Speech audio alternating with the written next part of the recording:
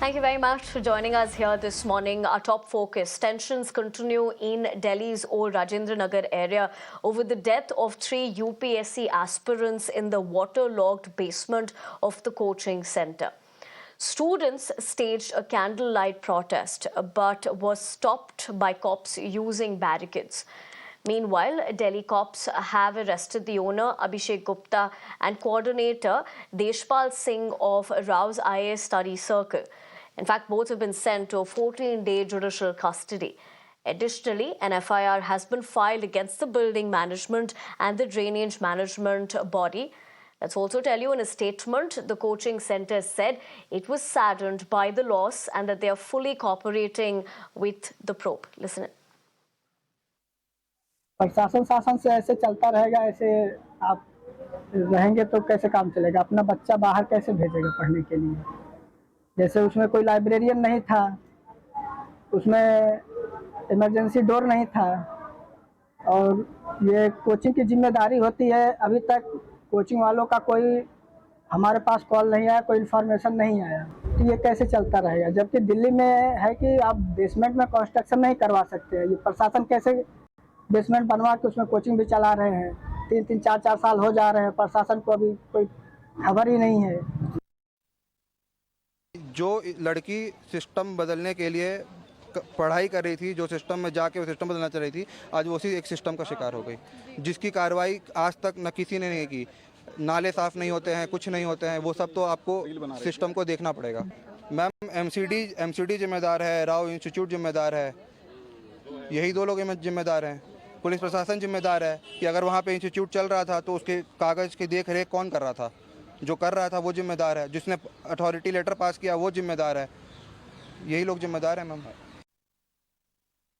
Now, the NCW has taken cognizance of the issue, and the Municipal Corporation of Delhi has said that it is investigating the matter to determine the cause of flooding in the basement.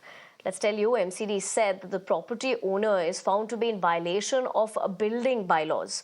After the tragic incident, MCD sealed 13 such basements in the area. Additionally, the so-called bursting of drainage outside the coaching centre is not only conclusive, and the matter is under investigation. Meanwhile, a video of a car driving through the waterlogged road has gone viral, suggesting that it could have pushed the water towards the coaching centre, which then entered into the basement. And in the latest, glaring lapses have also emerged in the FIR. In fact, owner of the coaching hub admits there was no water drainage in the basement. The owner has been booked for culpable homicide not amounting to murder. The owner couldn't furnish the permit for the coaching centre. Moreover, the coaching institute had a certificate from MCD only for storage in the basement and for parking and toilets. But rules were disregarded and a library was set up. As per the students, the basement was the library of the coaching centre where students would go for self-study. Now, the BJP that has been sniping at the AAP is set to stage a protest over the issue outside the AAP office today. In fact, the Congress has sought a CBI probe in the tragedy, questioning the report and funds allocated for it. 3 ऐसे युवा जो अपने अपने परिवार के चिराग थे, लेकिन दिल्ली की निकम्मी सरकार के भ्रष्टाचार का शिकार हो गए। और उन बच्चों का कसूर क्या था कि वो सिर्फ पढ़ने आए थे, लेकिन इस भ्रष्ट सरकार ने उन्हें भेड़ बकरियों की तरह एक कमरे में ठूस के डाल दिया। अरविंद केजरीवाल की सरकार भ्रष्टाचार करे, नालों की सफाई नहीं कर रही है। कल जो गुस्सा था राजेंद्र नगर के लोगों में, वो गुस्सा ठीक था। Are these structures which are housing these students and the coaching centers, are they legal? Is the MCD looking into these aspects? What about the drainage system of Delhi, the sewerage system of Delhi? All these questions plague these controversies around these deaths. People send their children to Delhi so that these children can build a good future for themselves, because Delhi is a land of opportunities. But is this how we treat our young people who come to Delhi? Is this how the capital city should be like? So insensitive. Action has to be taken. Accountability has to be fixed. Let me go across to my colleague Bhavana Kishore joining me for more on that. Bhavana, very good morning. जहां तक ये FIR का सवाल है, काफ़ी सारे glaring lapses जो है अभी इस वक्त डिटेल्स में दिखाए जा रहे हैं.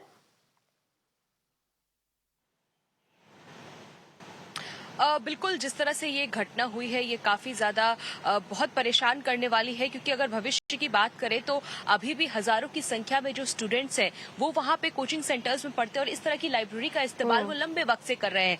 अब सवाल ये उठता है कि जिस तरह से FIR दर्ज कर दी गई है, 14 दिन की जुडिशियल कस्टडी में 2 लोगों को भेज दिया गया है, लेकिन अब आगे क्या?